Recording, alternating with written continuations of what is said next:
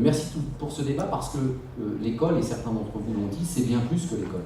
La gauche considère que tout enfant, quel que soit le lieu où il vit, quel que soit le milieu d'où il vient, eh bien, il est éducable à quelques moments de son parcours. Donc ça, ce sont les deux principes importants. Or, la réalité du système, ça a été dit tout à l'heure, c'est que notre système aujourd'hui est malade du tri qu'il opère dès le plus jeune âge entre ses enfants, et je dis bien dès le plus jeune âge entre ses enfants. Le système français et l'école française est celle dans laquelle l'origine sociale pèse le plus sur les résultats scolaires de nos élèves.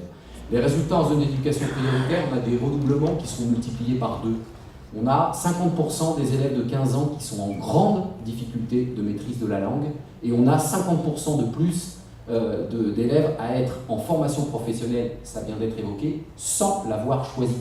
Donc la situation ne s'est pas améliorée, elle s'est dégradée, et on doit donc forcément s'interroger sur l'efficacité des politiques publiques qui ont été menées jusqu'alors. Il n'est pas possible de continuer à financer de la même manière les élèves, je vais prendre 2 villes au hasard, de Neuilly-sur-Seine par exemple, et puis ceux de la ville où je travaille, de Neuilly-sur-Marne en Seine-Saint-Denis.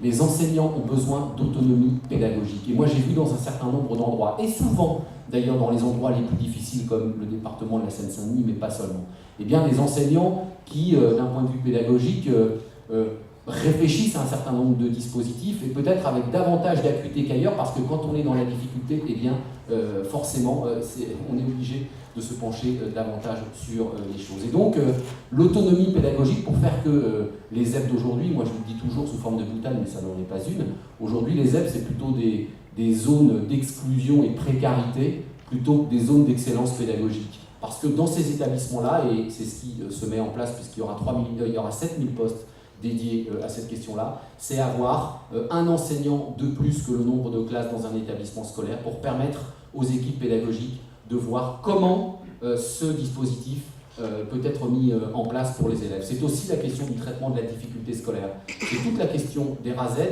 dont le nombre a quand même été diminué de 35% sous la droite, et qui est aujourd'hui en cours, on va dire, de réhabilitation à la fois d'un point de vue budgétaire, mais il y aura des propositions à la rentrée sur la formation des RAZ et sur leur place au sein du traitement de la difficulté scolaire. Le décrochage scolaire en France aujourd'hui, ça l'est aussi dans d'autres pays d'Europe et même ailleurs, hein. Ça ne touche pas seulement la France, sauf qu'aujourd'hui, c'est 120 000 jeunes, chaque année, qui disparaissent du radar. Donc voilà, c'est un certain nombre de pistes, trop rapidement sans doute, mais l'important c'est qu'on puisse maintenant avoir un échange sur toutes ces questions-là. Je vous remercie.